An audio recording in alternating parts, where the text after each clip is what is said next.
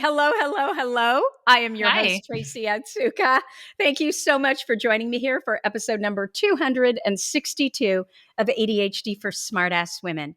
Before we start, don't forget my brand new book with HarperCollins William Morrow, also called ADHD for Smartass Women, is now out. It's a compilation of all our learnings that we have here on this podcast. You can order it, get the free bonuses like my workshop series and ADHD resources guide, all for the cost of a $28 book at ADHDforsmartwomen.com/book. Now, on to the podcast. You know that my purpose is always to show you who you are and then inspire you to be it. In the thousands of ADHD women that I've had the privilege of meeting, I've never met a one that wasn't truly brilliant at something. And so, of course, I am just delighted today to introduce you to Jessica McCabe. Jessica McCabe is the founder and host of the award-winning channel To ADHD. After being diagnosed with ADHD at age 12, Jessica struggled with a brain she didn't understand, like losing important items and having trouble with relationships. Determined to understand her challenges, Jessica reached out to experts, read articles, and decided to share her findings with others. In 2015, Jessica launched her YouTube channel and has since built a community of millions who follow along as she uses up-to-date research, consultations with mental health professionals, and her own personal experience to create fun, educational content to help people better understand their unique brains and live more fulfilled lives. In 2017, Jessica gave a TED Talk on her experience understanding her brain, which has garnered almost 20 million views to date and has inspired ADHD and neurodiversity advocacy around the world. Jessica also has a brand new book out called, of course, How to ADHD, an insider's guide to working with your brain, not against it, with, how do you say that, Jess? Is it Rodale Books? Rodale. Yeah. Rodale. Okay, with Rodale Books that I'm sure she will tell us all about. Welcome, Jessica. How are you? And did I get all that right?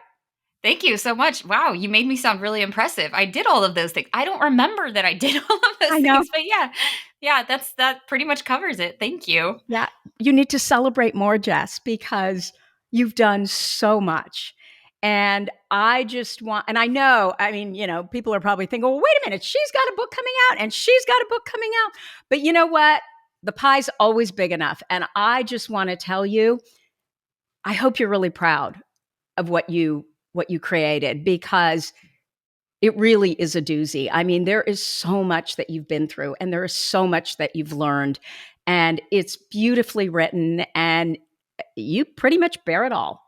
Thank you. That means a lot coming from you. Yeah, I am very proud and I'm very surprised actually that I finished it. I've never finished a long-term project like that before. And so when I set out, I was like, it would be so great to have a book that combines everything that I've learned that has helped me and gives people the experience that they would have if they had watched my TEDx talk, binge watched my channel, hung out in the comment section and read the experiences of other people, and then sat down and had coffee with me. And my editor was like, that sounds great. Let's do it. And I was like, cool. Can you give me some comps, like some comparable, like so that I know we're on the same page with what we're writing? And she says, sounds like you know what you're doing. And I was like, shoot, because I really wanted her to show me what this might look like, because I was like, this sounds like a great idea. I have no idea how to actually pull it off. And Well, so with a lot of help, I actually did pull it off. And I'm really proud of what I've written and grateful that you're that you're helping me get the word out about it. yeah, I hope you're celebrating it all. One of the things that I noticed is your voice is so clear. It sounds like your videos. Yeah, I that's probably because part of this is part of the strengths that can come out of the weaknesses. I second guess myself a lot, and so there was a lot of me reading what I wrote to other people and like, what is this? Does this sound okay? Does this sound okay? Mhm. And I got used to reading it out loud to so many people that it really did come out in my voice. And if it didn't sound like it was in my voice, then I tweaked it. I got a lot of feedback on this, which again, I think it's really important for people to understand that sometimes our strengths aren't pure strengths. Sometimes Yeah, those strengths come out of an area of insecurity or out of an area of weakness. And absolutely. the things that we do to cope with that end up making us really good at what we do. So I have a question, and I always go first to, let's talk about your ADHD diagnoses, but I really want to ask you this because after I read your book, I wondered about it.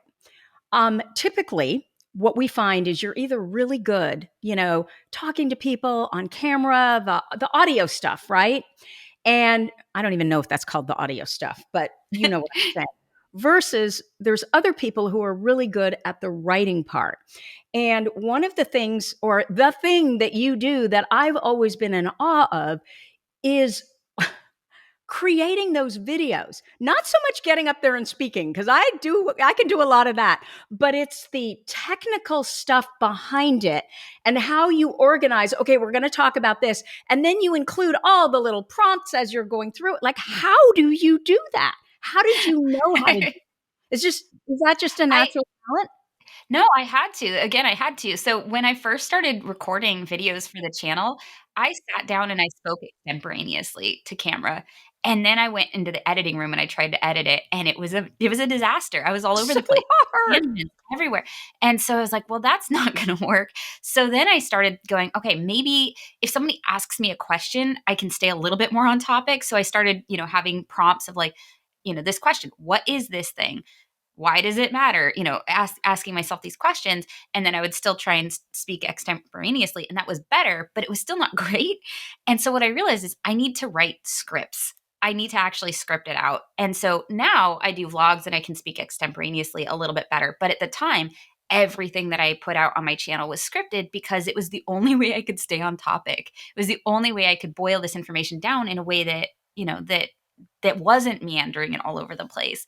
And I really liked doing it. And what I did was gave myself a framework, because I would brain dump. This was my process. I would brain dump all of the ideas, right? Like, we're great divergent thinkers. We have tons of ideas. I would brain dump anything I might want to include in an episode on a piece of paper, or on a Google Doc, whatever. And then from there, I would write a terrible first draft. And then I would write a better second draft. And then I would write another draft, and then I would polish it. And then I would record. And I was going somewhere with that. Hang on. I got really excited. Do you ever get really excited about what you're about to say and then completely forget what it Do I was? ever? Like Yeah. every single hour? So we were talking about how you were able to build these videos. Yes. So then what helped me, when I went to go write that first draft was I would outline after I had all the ideas down. I could never write from an outline because I could never stick to it, right? But if I got all of my ideas out first and then I outlined it, then it was better. And so I had the same outline for every video that I started with, which is, Mm, what's the yeah. problem? Why, Yes. what's going on with it, right? Introduce the problem, introduce a solution or strategy, and then explain the strategy. And every single video fit in, I could fit Yeah. my You built a chaos into structure. these. Yeah, yeah, and I think that's so important when you have ADHD, to do, whether you're trying to write, whether you're trying to go about your Yes. day, whatever it is you're trying to do, to have a basic, simple framework that is flexible enough that that all of your you can fit into it, but structured enough that it keeps you from going completely off the rails. Absolutely. Absolutely. And I can relate to all of it. So let's talk about your ADHD diagnoses. What were the circumstances? As I mentioned in your bio, you were pretty young, for certainly for a girl at that time, right? You were 12 years old. Can you tell us about it? I was very fortunate to be diagnosed fairly early for that period of time. And as Mm-hmm. a female, especially as a gifted female, right? I'm twice exceptional. Um, the reason why I got diagnosed was because a boy in my family got diagnosed. He fit that stereotypical bouncing off the walls, getting into trouble, the ADHD stereotype, the Bart Simpson type.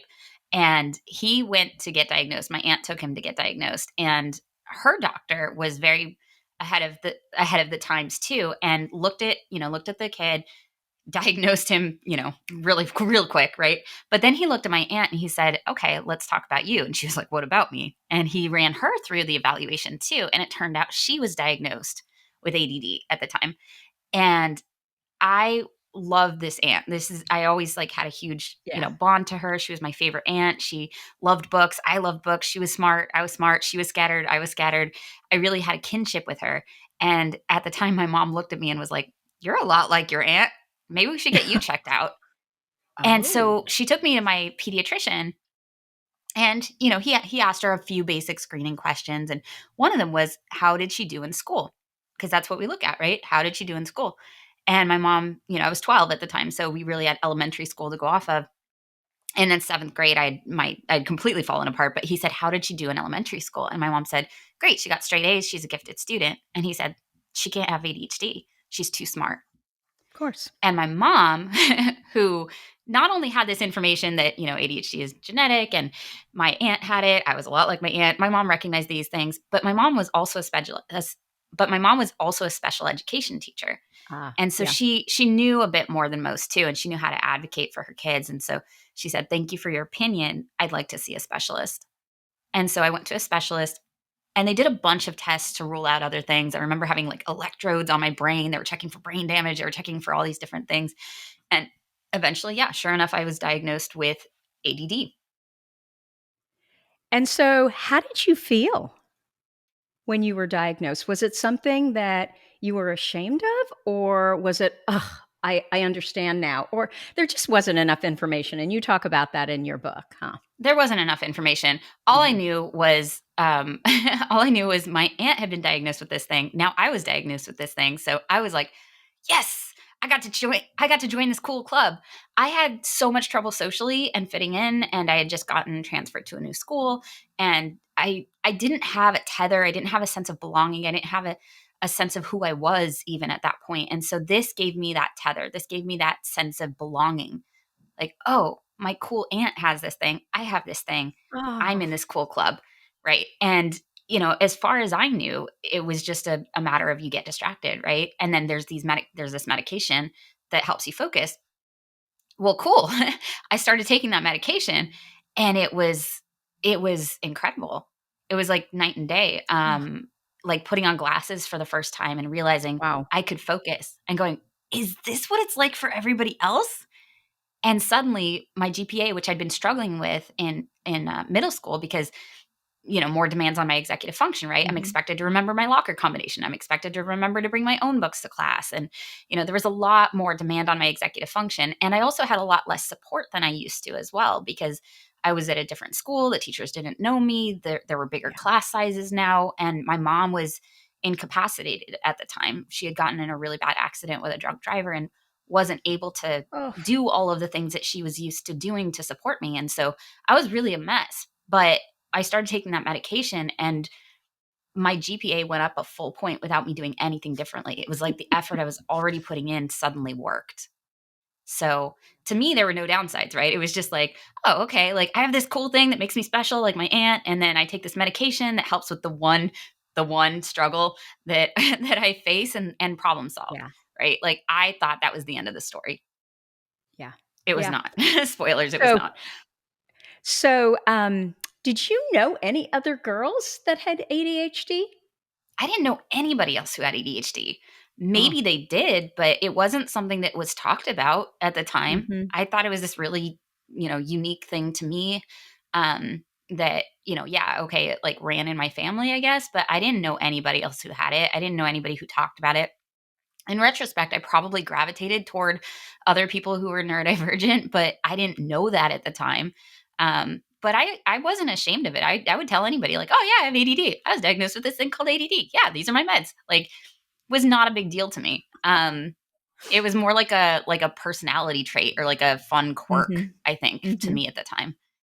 So you have to tell the story about the ducks in the high school? What? Yeah. So I could totally see it. Like, so when I'm reading it, I could see it. yeah, there were times when okay, there were a lot of times when I didn't do my homework, but then there were times where I was excited about an assignment. Um, I had an assignment in English class, and I think it was ninth grade English class. And I don't remember what the assignment was, but this was English class, and I remember thinking to do this essay that I've been assigned.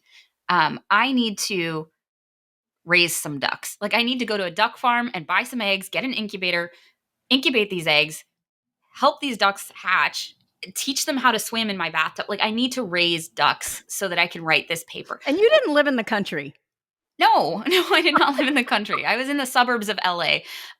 It made no sense. But my mom was always really supportive of me trying whatever venture I seemed interested in at the time. God bless her. And so she was like, okay, well, raise some ducks. So, so I did. So we went to a duck farm, got some eggs. I raised some ducks. And I don't remember what everybody else was doing that day at school, but I'm pretty sure I was the only one who was walking around campus with 3 ducklings in tow. So I turned in my paper and I had my little ducks following me around the campus all day. It was great. Wait, did you have 3 of them? I had 3, yeah. Well, I think there were 4, but 3 of them hatched, and I raised these little ducklings, and so I had a little trail of ducklings following me all around the school. It was Oh one my of the gosh. best days of my life. It was great. Well, I live in the country. We have lots of ducks. Have I ever raised a duck? I don't think so, but I've raised a lot of chickens. Yep, And we had chickens too. just the idea of them walking, like even getting to school, like people don't understand. They're pooping all over the place, right? And They then pooped so they much. run. No, but I was their mom. I was their mama because I had raised them from the time that So they they hatched and taught them how followed to swim. you. So they thought I was their mom. So yeah, they followed me all around the school. And then yeah, I brought them home, and then they pooped a lot. They pooped a lot. And at some point, my parents were like, "Okay, we do not live in the country, but we know people who Yeah. do." Um, who have a We're relocating pond them. that these ducks can, right? And so I ended up, they moved to a farm upstate. So yeah, we had somebody who did have a farm who took the ducks in. But it was such a fun project, and I'm so grateful that my mom always encouraged me to follow my passions, even when they objectively made no sense to anybody else. No, I mean, that's what I truly got from your book, is how wonderful your mom was, but also you were beating yourself up a lot, but you were a really wonderful daughter. God, I didn't feel like it. And isn't that the truth? Yeah. Like, it's so easy to focus on the places where we're falling short, right? Mhm. Like, Yeah. well, a good daughter doesn't make it so her mom has to wake her up 5 times in the morning because I was dead to the world. Or and a good daughter keeps her room clean, or a good daughter does her homework without having to be reminded 17 times, right? I was aware of all the ways in which I was making my mom's life harder, and it Yeah. was extra hard because I knew that she'd been in this accident. I mean, she was born with a physical disability. She had one leg shorter than the other, and they tried to do a lot of things to fix it, but they didn't really know what they were doing at the time, so they kind of made things worse. And then on top of that, she was in this horrible accident, and her back was broken in a way that would Oh, never heal. And so I had this mom. I was in this unique position to have this mom with a physical disability who was in chronic pain, and I was just scattered, right? Like, so what was wrong with me that I couldn't, I not only couldn't make her life easier in the ways I would have liked to, but I couldn't even take care of myself. She ended up having to do a lot more for me than I thought she should. And there were times, even as an adult, where she would come over and help me clean out my car, help me clean my house. And I would watch her walking around on crutches doing these things for me. And I would feel so yeah. deeply ashamed that I knew what it would look like from the outside, right? Like, I was this young, perfectly able bodied person. And here is my mom in chronic pain, on crutches, doing things that I should have been able to do myself. And it was so deeply embarrassing for me that it was hard to feel like I was a good daughter, right? Like, at the very least, I could be self sufficient and not make her life harder. But here I was, not only not being able to do enough for her, but I wasn't even able to take care of myself. And so You that know was what actually though, one of the things Jess? that. The important things, and I hope that, what am I trying to say? You were doing the important things for your mom. I mean, clearly she knew you cared about her, you adored her, and you were trying. And I hope that by the time you finished the book and you read it through again, you realized that I was a really good daughter and I was doing my best. I didn't. But Do you thank you. still not feel that way? You're helping me shift that perspective a little bit, because I did, after my mom, or after my dad died, I tried to step in and help her in the ways that he used to do. And Mhm. I tried to be there for her, and I took her on little trips and bought her jewelry for her birthday, and there was a lot that I did do. But like a lot of women with ADHD, I was frustrated with myself for not being able to do it consistently, Mhm. right? Like, Mhm. I went to massage therapy school and learned how to give massages, as, partly so that I could help her with her Oh, chronic pain. But then I felt guilty because, like, some days I just didn't want to give her a massage, right? Like, I'm like, oh, I could give her a massage, or I could go do this thing that I wanted to do. And I would feel selfish not doing more. And I think that's just, it's such a common thing that we deal with as women with ADHD, is feeling like we're capable of doing this. So why aren't we doing it more? Why aren't we doing it consistently?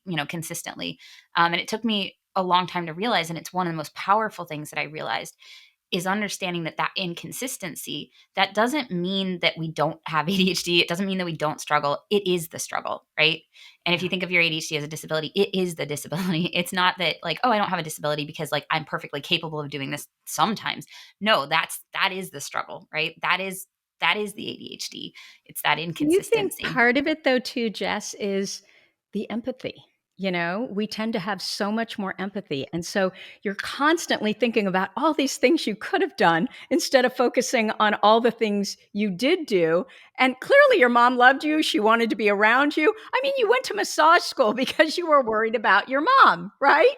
Yeah. Yeah. Well, and that's the thing. Like the empathy is such an interesting thing with ADHD because sometimes we can struggle with empathy in certain ways, but then some people are so empathic that it actually can get in the way. So there Yeah. are some times where, where I've been in relationships where I've enabled somebody, or I've had a hard time being present for them because my own emotions coming up about what they're going through are so strong that I can't really be present enough to hear their experience or what they need. Yeah. So the empathy, it can be really strong, but it can be dysregulated just like our emotions in general, just like our attention can be or whatever. So empathy, yeah. But I think we feel so deeply and we care so much. And Yeah. if there's anybody listening who is wondering, if their partner really cares about them, yeah, we do. We care so much. It just doesn't always translate into actions.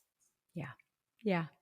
Okay, I'm going to ask you about the book. I promise. Although we've been talking about it as we go through all this, but as I was reading, I was really curious about. So you were an actress, and I remember when I was a teenager, my father used to tell me that I was. He didn't use the term melodramatic, but it was like melodramatic. And he Sure. was probably right because I had boyfriends tell me that too. And I didn't know what it was. And I had to look it up, you know? And I remember him one time telling me, you know what? And he was serious. He said, "You should be a soap opera star." And I remember thinking, I would love to be a soap opera star, but I could never remember the lines. There would just be no way. You were an actress. How did you do this? Or do you not struggle with working memory the way I do? Oh no, working memory is, as my report delightfully understates, a relative area of weakness for me. My verbal comprehension is incredible, but my working memory is awful, and so memorizing lines was the bane of my existence. I would try so hard and so long to memorize lines, and I would still show up and not have any idea what I was going to be saying. And a lot of times, that combined with the self esteem issues that can come along with ADHD, I would go into the room and give a performance that basically said, "I'm sorry for wasting your time." Mm.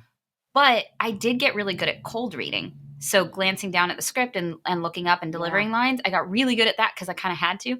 And so when I started, with my channel and doing scripts, instead of like I gave up on the idea of memorizing real quick, like real quick, because it Yeah. was such a tight turnaround. As soon as it was written, I needed to shoot the next day. There was no way I was going to memorize this, just no Right. way. So I printed everything out in 30-point font, and I put these pages on a whiteboard that I got at Staples. And I would just glance down at the lines and look up at camera and say them. And I'd glance down at the lines and look up at camera and say them, and we would just edit that out. So the reason my videos punch around so much Oh. is to hide that, is to hide me looking down at the lines and looking up at camera.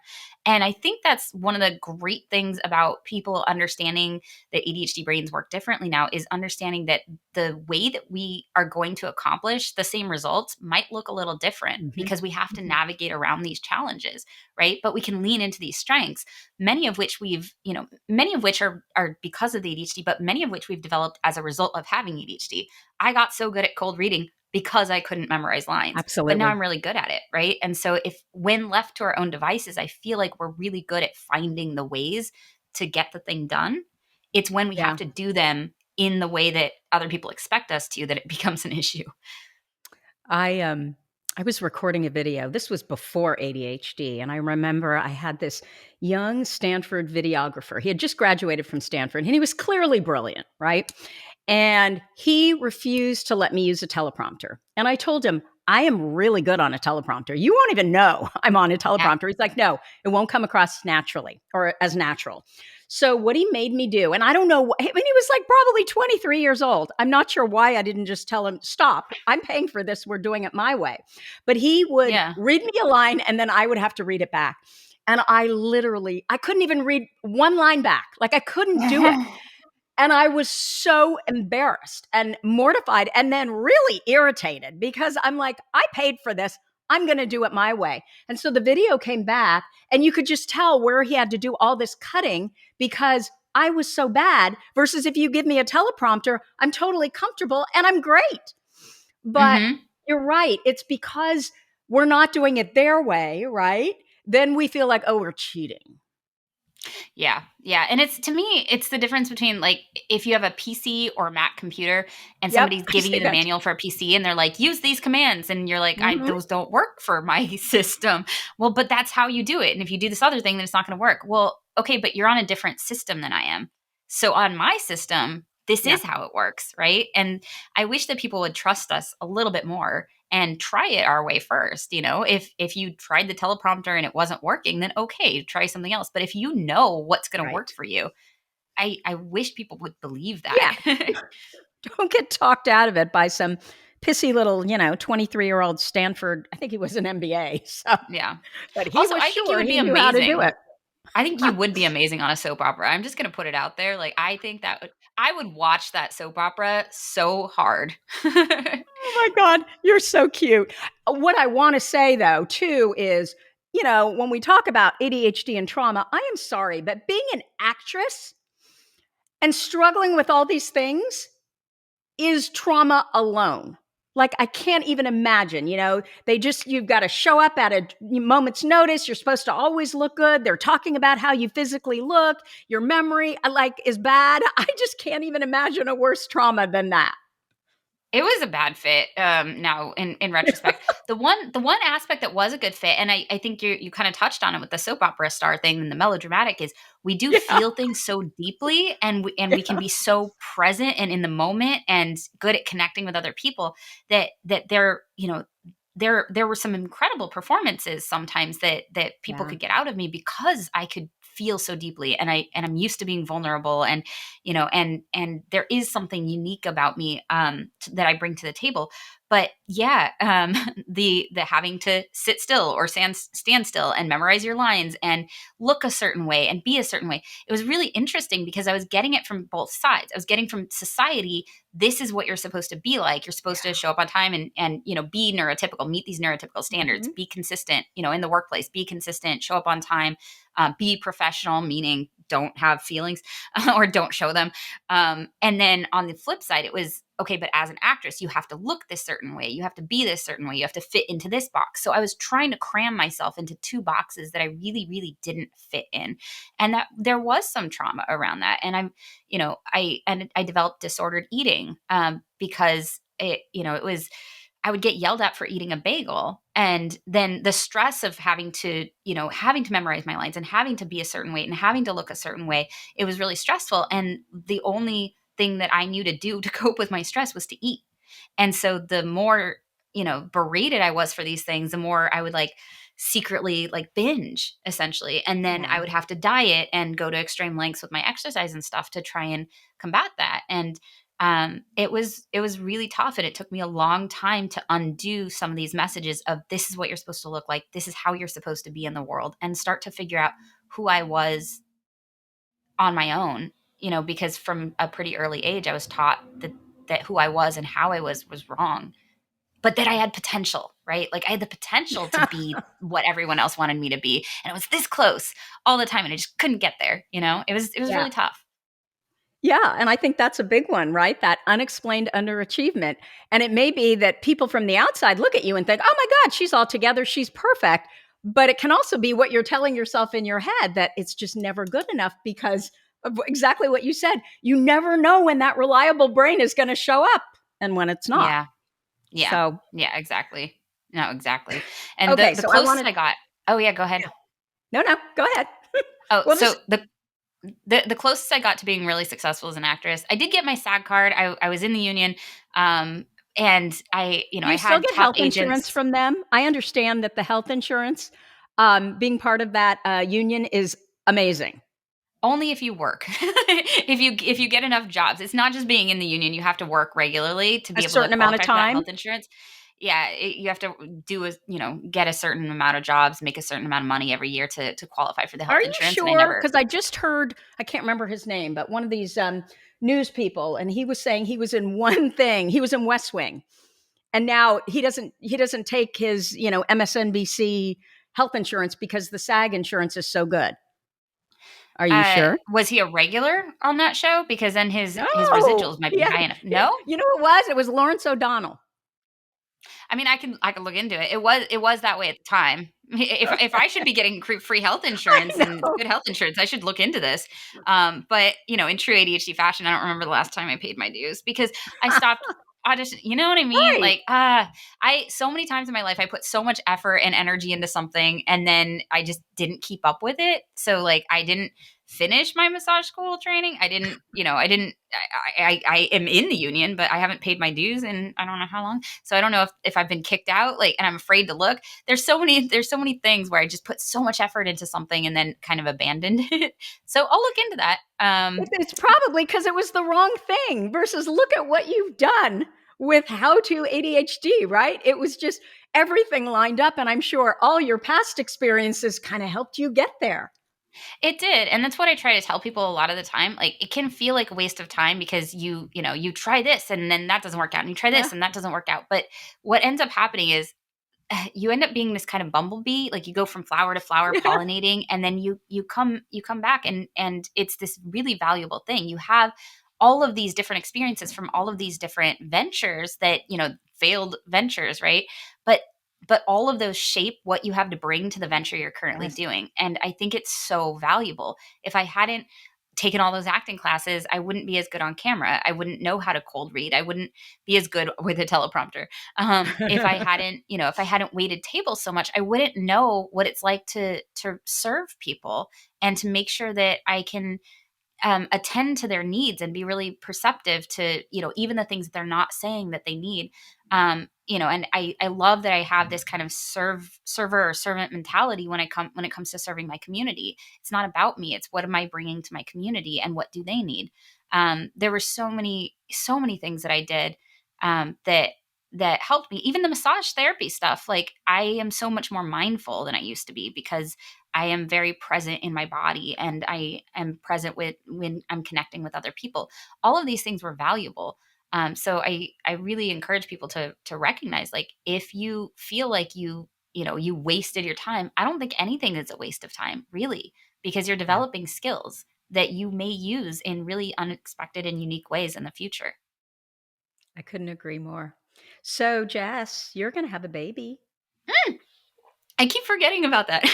How could you forget? I'm so jealous. It was like my favorite time of my life. So let's say this baby, you don't know if it's a boy or girl, do you? I do. I do know. I haven't said publicly. I'm actually announcing it tomorrow, so I can tell you. Yeah. It's a little girl. Okay. So let's say she's just like you. What I'm will you prepared. do differently? For my daughter, Yeah. I would do a lot of the things that my mom did. My mom kind of intuitively did a lot of things, like Mhm. have a launch pad by the door, and have a structured time where you come home, you have a snack, you do homework. There was a lot of structure and routine and stuff that she kind of provided me intuitively, as as well as encouraging the different interests. Right? If I wanted to play flute, she's like, "Cool. We'll give you flute lessons." I wanted to play piano, and I did that for a little bit, and then I was like, "No, this I don't like it. I don't feel like this is my thing." She's like, "Cool, you're not doing piano lessons anymore." She did a really good job of that. But one thing I would do differently is I would put her in charge of things that she needed to be in charge of when she lived on her own a little bit sooner. My mom was Mm. so good about doing so much for us, Yeah. that I I went from being at home and in high school, and I could really just focus on my schoolwork and my job and my boyfriend and stuff, and I wasn't really responsible for anything at home. Like every once in a while I'd do chores, but she was still doing my laundry, she was cooking for us, Mhm. she was doing all of these things. And so what happened is when I went to college and I moved in with my boyfriend, I had no idea how to keep house. I had no idea how to do laundry. I had no idea how to cook for myself. And I really struggled because I was not only having to learn all of these things for the first time, but I was also dealing with the double deficit of college where there are more demands on your executive function because of college, and there are more social pressures. There's more, there's parties to go to, and all these social distractions. And so I was really, really struggling without my mom there to help, which is one of the reasons why even as a young adult, she'd have to come over and like clean my house for me. So I think I would probably, as early as possible, put my daughter in charge of what she could handle. And even let her fail a little bit, because it's better to fail a little bit now than to fail utterly and completely when you're suddenly having to do everything on your own. Anything with interest and your daughter. And tell me more. I'm just thinking. So I have two kids. My son is 21. He's a senior at NYU. He's the one who started all this, basically. And he just announced that the kid who hates school, he's signing up for 6 or 7 more years. He wants to get a PhD in psychology. He wants to be a Wow. psychologist, which finally makes sense because he was talking banker before, He was really interested in IB. And I'm so excited because the things that he talks about wanting to study are actually things like he wants to figure out, like, how does a dyslexic brain learn how to read? And when Mm, we want to figure out things for ourselves, I think our best purposes give meaning to our past, right? hmm. So my question was, as far as, do you think if you had had more help cultivating interest early on, would that have been helpful? Or now that you've been through it all, are you kind of like, well, I'm glad I went through every single one of those experiences? I'm still really grateful that my mom let me try things, and then when I was done, I was done. What I do wish that I'd had is maybe a little bit more of a conversation when I was like, and now I'm quitting, for her to be like, okay, what's the issue here? Because I think sometimes it was that I wasn't making enough progress, and sometimes there Mm, were ADHD challenges getting in the way, right? yeah. So there are things that I wish that I had stuck with. I wish that I'd stuck with learning to play the piano. My reasoning for stopping playing the piano was not a good one. It was, well, my hands are small. I'm never going to be that good at this. So I don't want to waste my parents' money on lessons. And I wish that my mom had a little bit of a conversation of like, And why you're do not a you good want to daughter. stop? You weren't a good daughter at all. You were always thinking about your parents first. That's so funny. Thank you. This is actually the first conversation. I feel like I owe you therapy money after this, because this is the first conversation I've had where I actually do feel like, man, okay, in a lot of ways I was a good daughter. Dang, all Great right, daughter. maybe I could give myself some credit for that. But yeah, I wish that she had sat down with me and said, okay, I love that she respected that I was done, but I wish that she had maybe asked a little bit why.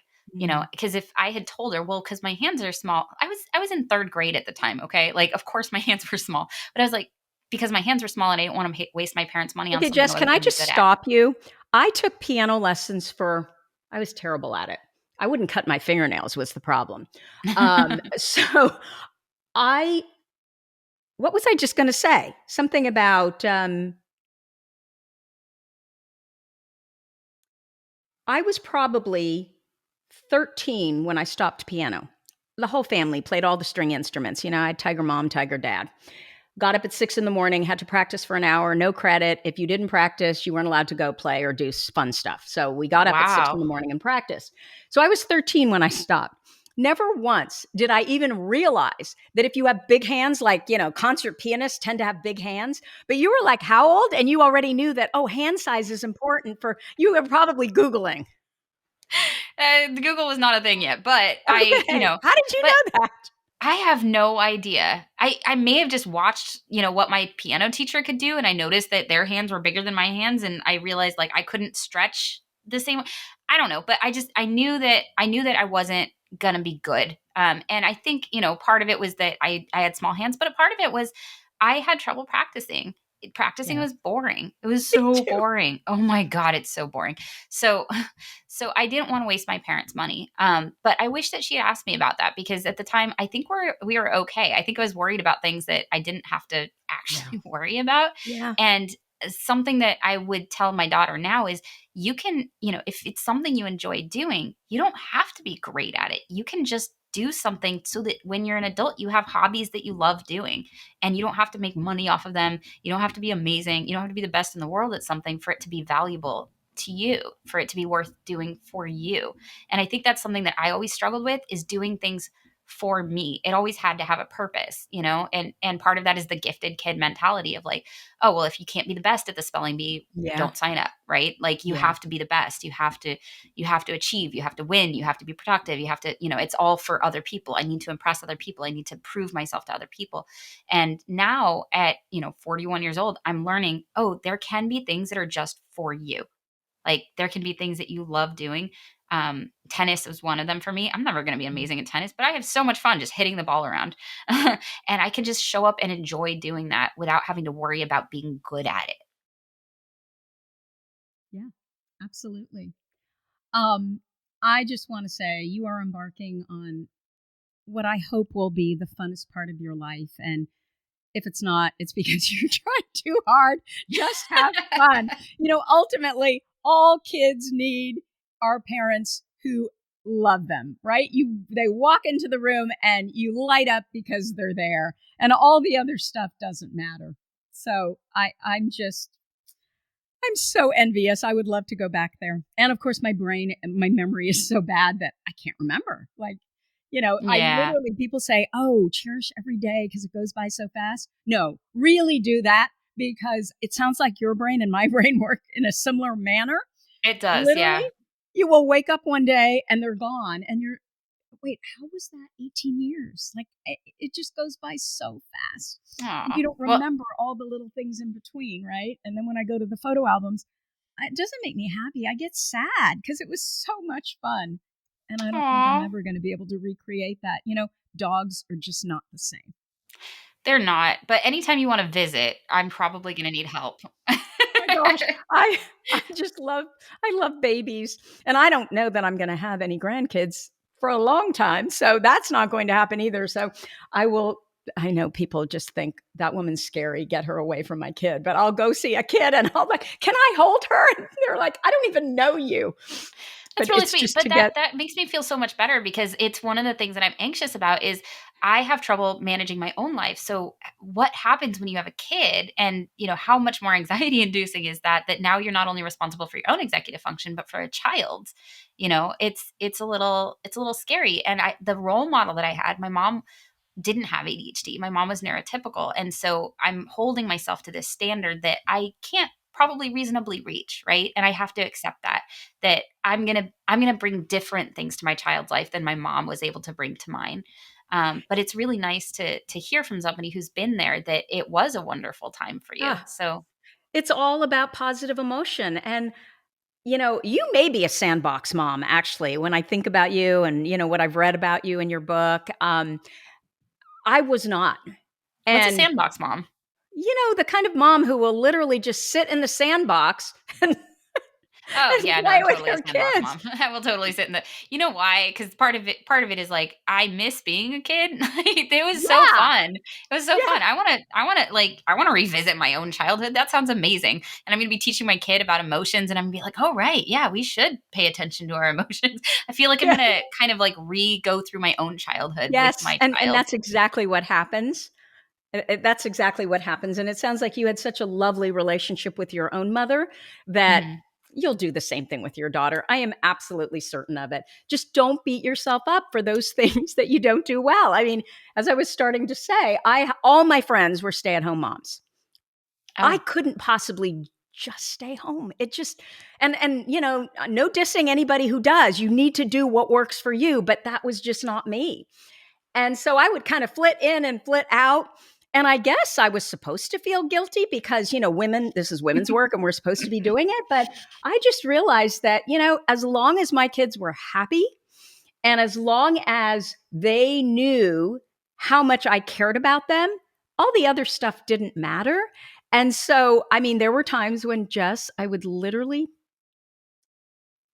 um, a friend of mine was going through a really bad divorce.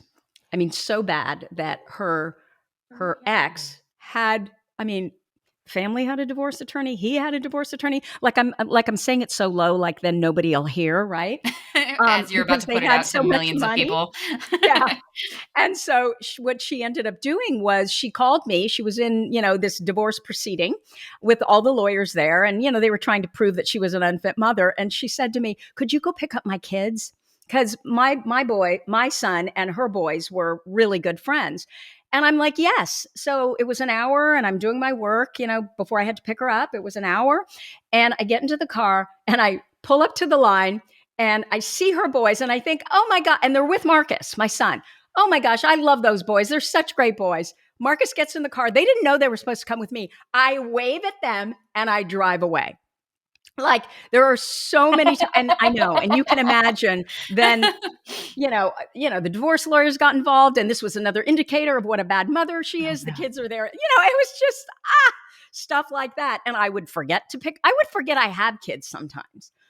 But I forget I'm pregnant sometimes. Like I do. So and that's one of my greatest fears. Like I'm gonna forget about the kid. Like I'm yeah, gonna but you know what? There are so many strategies that you can use now. The car that we got, and this was intentional, the car that we got will remind you, like when you park, if you yes, have that's opened the the only back scary seat, it thing. will I remind agree. you. It will remind you that there is a child in the back, or it will say, "Hey, don't forget to check the back seats." And I'm like, "Oh, thank goodness." And right now it's just a purse that I left back there, but like when it's a It tells child, you. I'm going to be real grateful for that Does it even tell reminder. you about the purse? Yeah, it tells you anytime you open up the back door and put something in the back seat, when you park, like you'll drive, for 45 minutes or whatever, and then you park and it says to check the back seats. It reminds you to check the back seats Wow. because it Wow. knows that you've put something back there. And so I'm like, this is amazing. I love this car so much. I'm so glad that there's so much more technology that is supportive of these challenges because yeah, it sounds like we do have this in common. Working memory is just rough. Terrible. And Well, when you I get read those stories of oh, I know. people who leave their kids in the back of the car and everybody's just pounding on them because they don't understand. Those people Right. likely have ADHD, right? You don't just forget your kid. Yeah. So, No, they have ADHD, they're hyper focused on something, or they're yeah, going through their normal routine and they don't usually have their kid with them when they go to yeah. the grocery store. So Or this something time they emotional forget. going on, right? Yeah, yeah, I know. All the times, like all these horror stories of like what a horrible mother this person was, and I'm just like, oh god, they probably just have ADHD. I know. And like it's rough, this way that we assign things as a moral failing that are really just cognitive struggles. It's a little bit heartbreaking and it's a little bit scary, right? Because women, this is another box, right? Like I have dodged the boxes now, like the neurotypical box, and then the actress having to be a certain way, certain size, shape, everything box. I've been able to create my own box, but now that I'm becoming a mom, that's another box that I could easily fail to fit into. And so I'm really working hard to define what it means to me to be a mom and what Yes. success looks like to me, and to be able Yes. to advocate for that and say, that's great that that's the way that you do it. This is how I do it.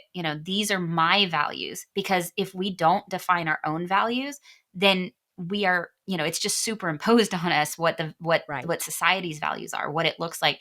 And I have a mom friend of mine who said the most amazing thing. She was like, there is so much baking expected of you when you're a mom.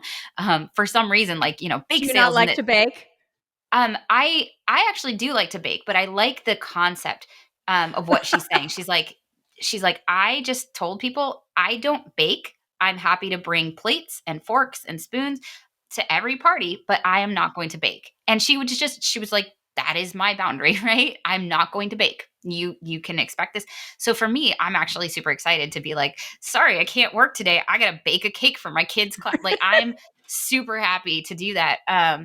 Uh, because I like baking, because I like cooking from instructions, from recipes and stuff like that. Yeah. Um, but it's nice to know that if there is something that's like, this isn't who I am, this isn't in line with my values or my strengths, I can just be like, yep, Right. that's not that's not something I have to offer. That's not this model. I think you want that model over there. Yeah. We're not all the same, and that's Just find fine. other neurotypical moms. I Right. really think, that that's the key. Or not neurotypical moms. Yeah. Well, you want neurotypical moms because they can shore it up, right? But Hmm. then you want neurodiverse moms, like as part of the friend group. So you Yeah. realize that, hey, there's so many different ways to skin this cat. And Yeah. ultimately, my biggest goal was always that I want my kids to be proud that I'm their mom. And Aw. that might mean different things to everyone, but that was really what was important to me, that they were, that, and it's kind of like what you said about, I mean, yes, you are a wonderful daughter. You always come, even when it's like, oh, well, I'd like this thing to be different, but my mom did all these great things. Like you're so loyal and kind to your mom, as you should be, because it sounds like she was a fantastic mom. Okay, Jess, we need to wrap She was up. wonderful. Tell us about your book and anything you want people to know about it. Yeah, so I wrote this book. It's called How to ADHD: An Insider's Guide to Working with Your Brain, Not Against It. And it is quite literally everything important that I learned on my 7-year journey to learn to work with my brain, not against it. And when I started, I knew nothing. I knew basically that, I had trouble paying attention and these meds helped me focus and everything else was my fault. And I was a horrible human who just needed to try harder, who had all this potential that she wasn't reaching because of moral failings. I don't know. I was not in a great place when I started, and I was really disempowered because on the days when I couldn't get my meds, which, we all know there's a stimulant shortage right now, I had Yeah. no other tools and I felt useless. Right. And so I went from being really disempowered, feeling like terrible about myself, to learning all these tools, learning the language for what I struggled with, learning what I could do about it, all these strategies and everything, to coming to a place of real self acceptance. And also an understanding that, that a lot of my struggles were because I lived in a world that didn't really understand or accommodate for these challenges. And so it wasn't just me that needed to try harder. I needed the world to do a little bit better too. And then, in the end, I have this toolbox full of strategies. I have a strong sense of self. I like who I am. I like the life that I'm living and that I'm building. And it was such a powerful transformation. I wanted to put everything that I learned that helped me get there into one book. And so that is this book. It's how to motivate your brain, how to sleep, how to feel, how to, dealing with our emotions. We have these big emotions that we often try and stuff down, and that turns out not to be the way to handle it apparently. How to people, how to make friends, like all of these things that I learned are in this book. And not only the strategies that I learned, but I include quotes from the community about how they use these different strategies or what they do that's really unique. And so it's such an important book. It's one that I wish that I had, and it's one that I'm glad to have myself as a resource. There are a lot of parts of this book that I used to help me get through writing this book. And I personally revisit this stuff because we can learn all of this stuff, but remembering it, retaining it, and then being able to Yes. access it when we need to is really tough. And so now anytime I'm like struggling with sleep, I can go back to that sleep chapter and be like, right, what am I doing? Like, what are my options here? Yes. And I think it's a really important, powerful resource. There's also pre-order gifts right now. So if you go to howtoadhdbook.com, you can find where to pre-order the book, as well as if you scroll down to the bottom of the page, there's a form for pre-order gifts. So you can actually get the entire chapter on motivation already, even before the book comes out. So So give I us the hope that you check it URL out. again. Yeah, it's the URL is howtoadhdbook.com. Well, that makes sense. Jessica, thank you so much for spending time with us here today. It was lovely to get to know you. It was amazing. We have to catch up and have coffee, and you have to come meet the Yeah. baby when the baby's here. Yeah. So you're in LA. I'm in Seattle now. Oh, you're in Seattle. Okay. Well, Yeah. we're on the same coast. Okay. We're going to take you out of here. So that's what I have for you for this week. If you like this episode with Jessica, please let us know by leaving a review. Our goal is to change the conversation around ADHD, helping as many women as we possibly can learn how their ADHD brains work so that they too can discover their amazing strengths. Thank you so much for listening. I'll see you here next week. And don't forget, oh my God, there's my meeting. Don't forget to go order my book at ADHDforsmartwomen.com /book, and then go order Jessica's too. Okay. Thank you. Bye bye.